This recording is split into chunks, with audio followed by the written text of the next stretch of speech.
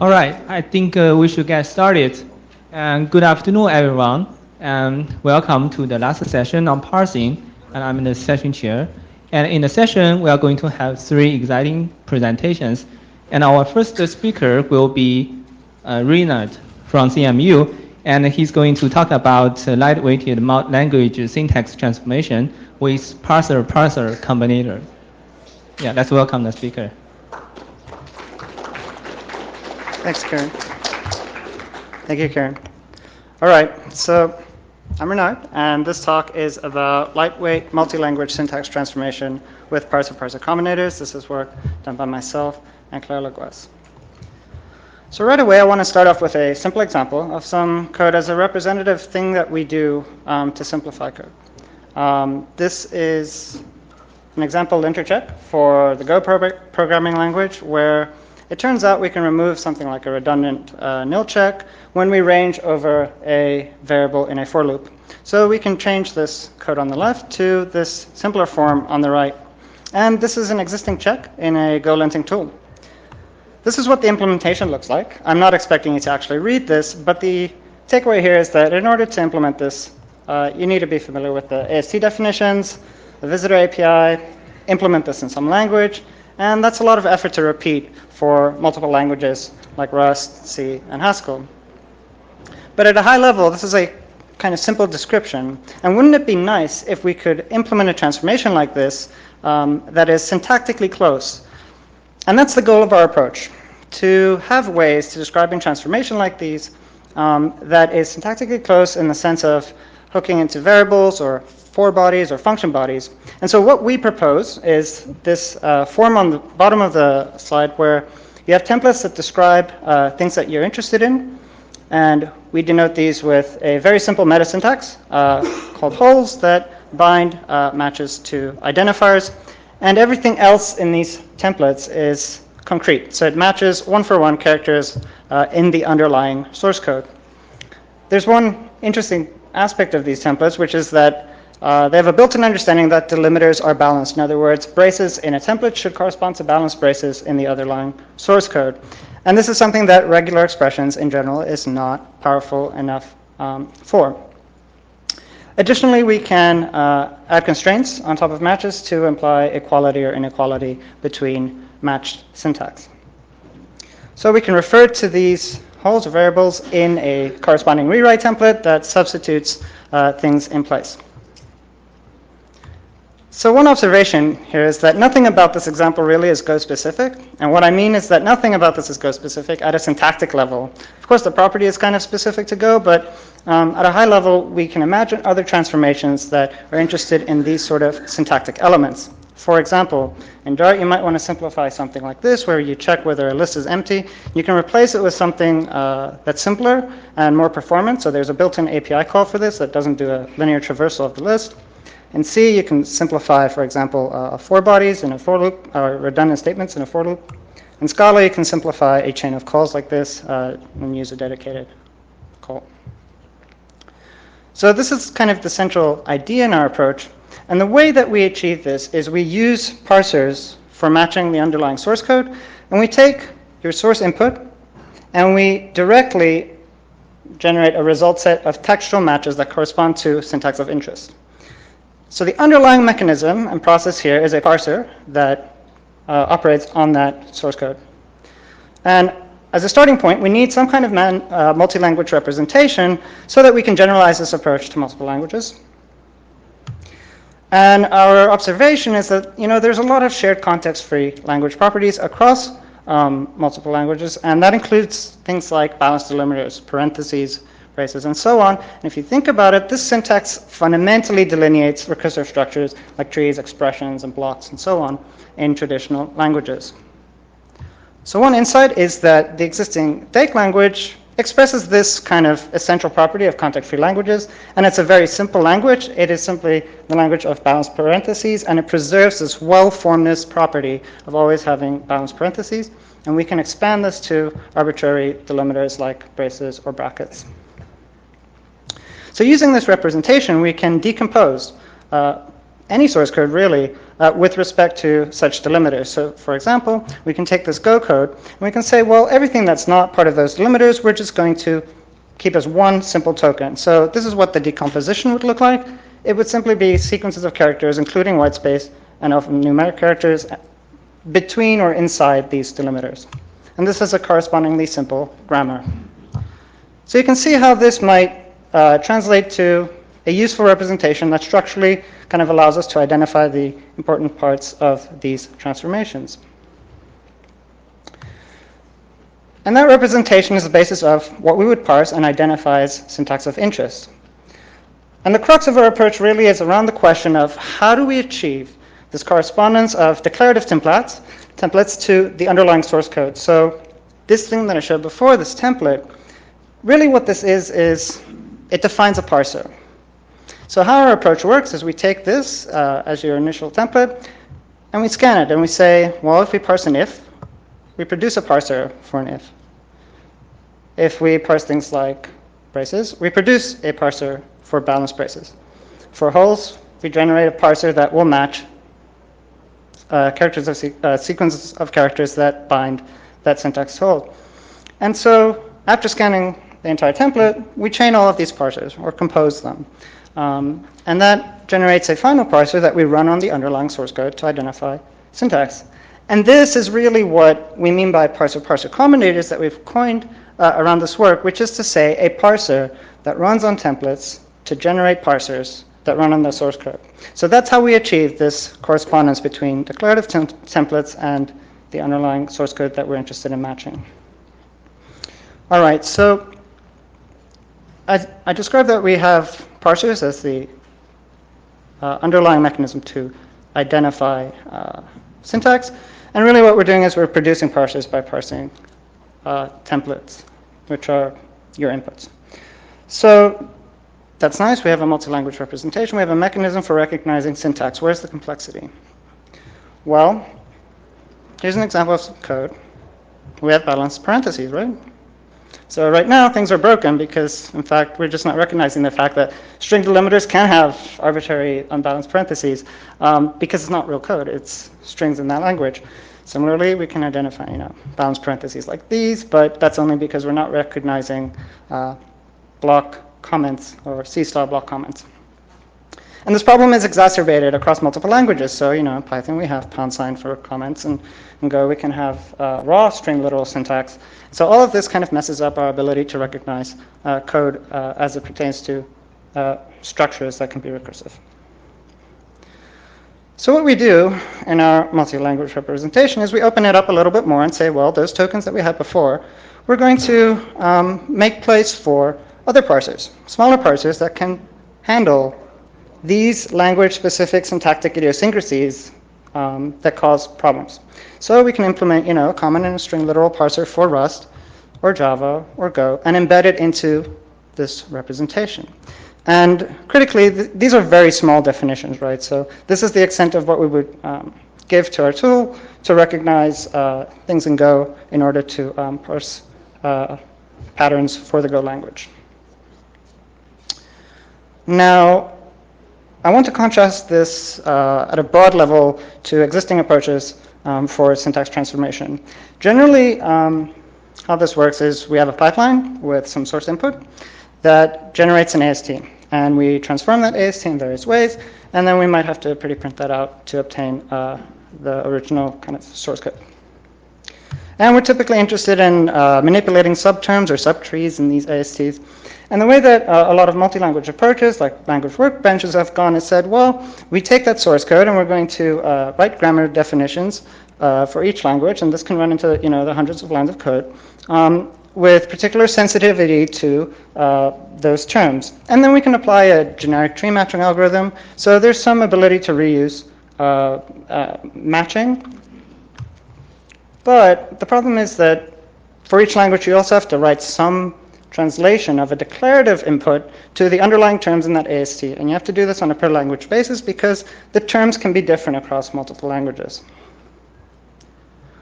So we have solutions for kind of doing this for multiple languages, but there's a lot of effort involved in obtaining a declarative method that works directly on syntax. And in our parser-centric approach, what happens is we get rid of this AST, right? And because we get rid of the AST, there's no need to kind of define a relation to that AST from our declarative templates.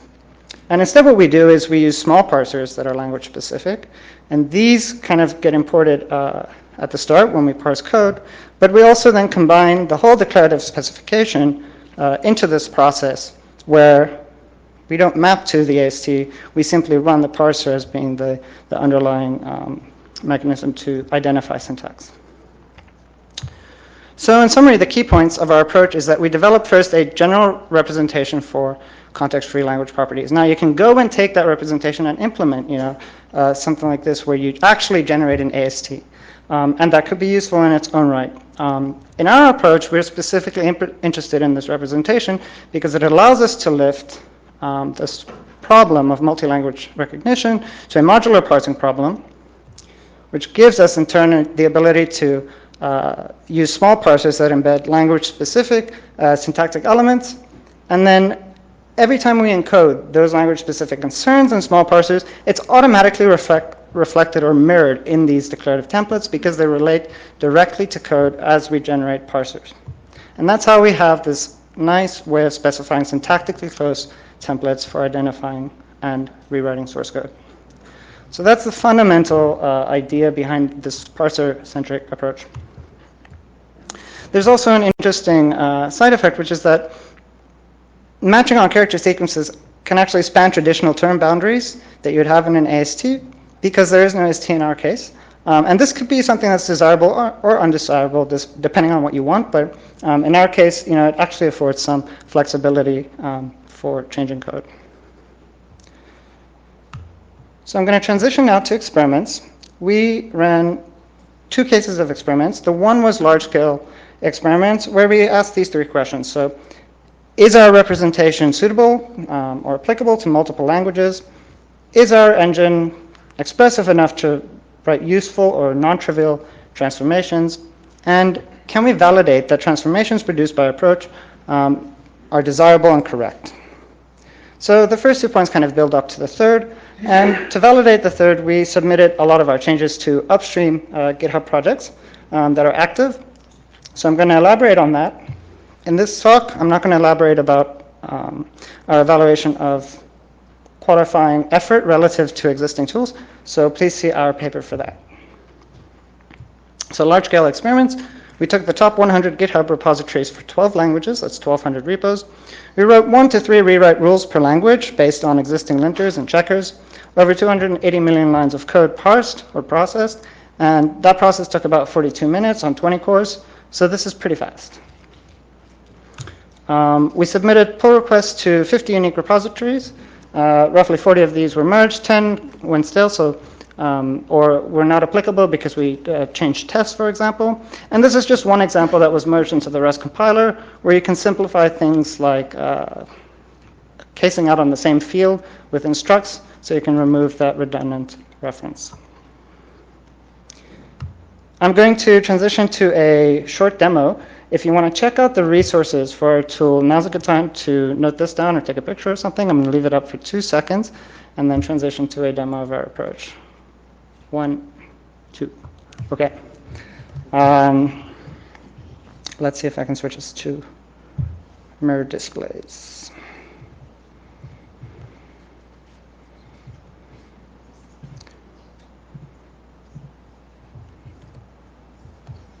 Is it mirroring? Guess not.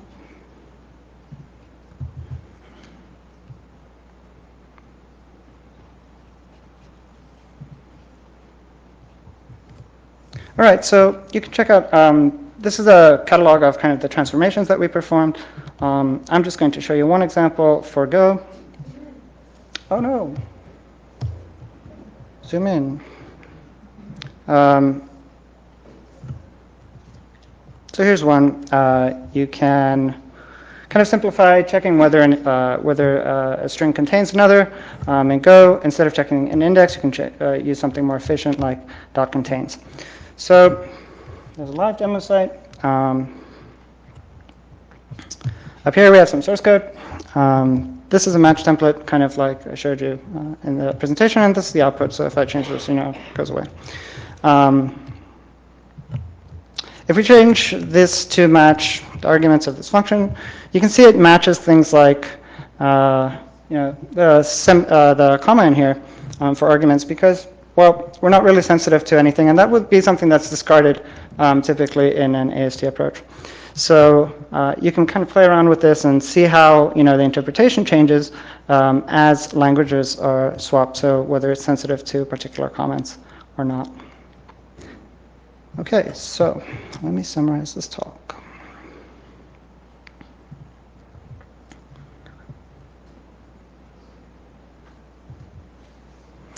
So I described rewrite templates that are syntactically close to the underlying source code that we're interested in, and we propose this declarative syntax for doing so.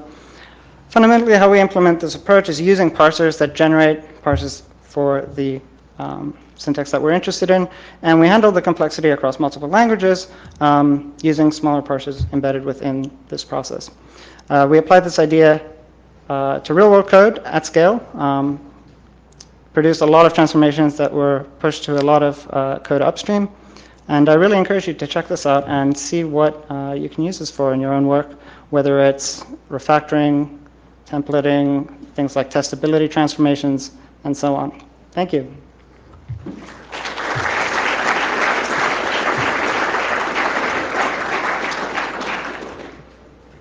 time for questions.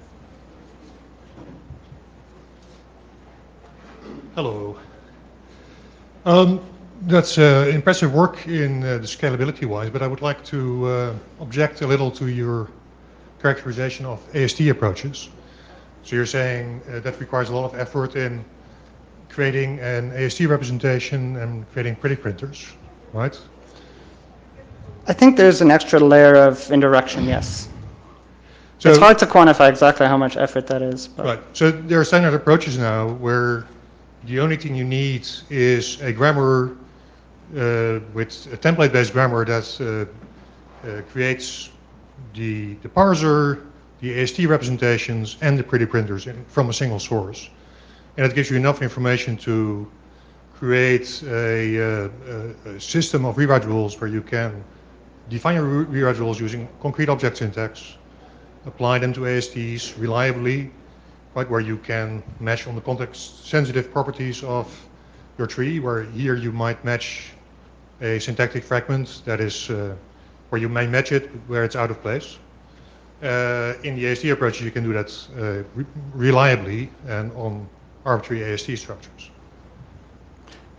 So you mentioned at the start of this that you're drawing all of this information from a single source. Right. So maybe this is a better discussion for offline, but I guess my questions are around what does that single source look like?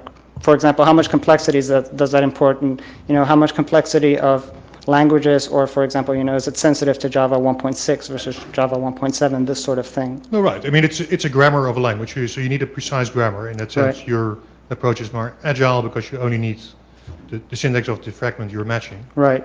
So in that sense, it's more. Yeah. So maybe maybe qualifying a little bit better around what I am contrasting to AST approaches is not so much whether it's from a single source or not. It's more what is the complexity around all of that, right? And so maybe we can talk more about what that complexity is. But my impression is that there's still a lot of complexity that's hidden or different in that approach. Complexity for whom? That's the question. Right?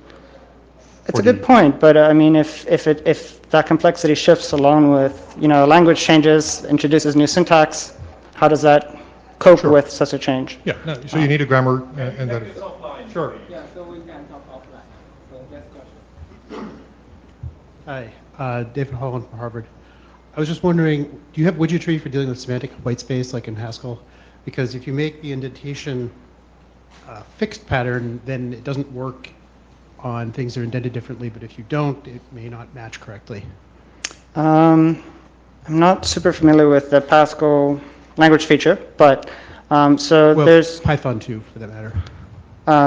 So there's this case of, can we extend this to arbitrary, say, length of delimiters or context-sensitive properties even, right, for parsers? So generally, that's going to be dependent on whether our parser combinator approach is powerful enough to recognize those language features. And in general, this is not a barrier. So we use, parser combinator library LK style to identify these features. I'm sure you can do it. I was just wondering if you had, that's all. I'm sorry, could you repeat that? I'm sure it can be done. Yes. I was just wondering if you. No, we have not implemented. We have not implemented that kind of stuff. stuff. Okay. Yeah. Okay, let's Thank you. thank the speaker again.